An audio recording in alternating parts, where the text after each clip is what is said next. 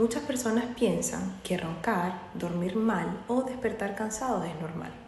Si habitualmente roncas fuerte, te despiertas cansado en la mañana, tu sueño no es reparador o pasas el día fatigado, con cansancio, sin energía, o alguien ha visto que mientras duermes dejas de respirar, te invito a que evaluemos estos síntomas en la consulta porque lo más probable es que tengas apnea del sueño.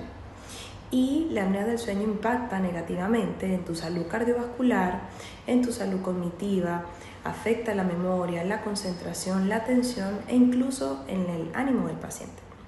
Si este es tu caso, evaluémoslo y busquemos la mejor solución para ti.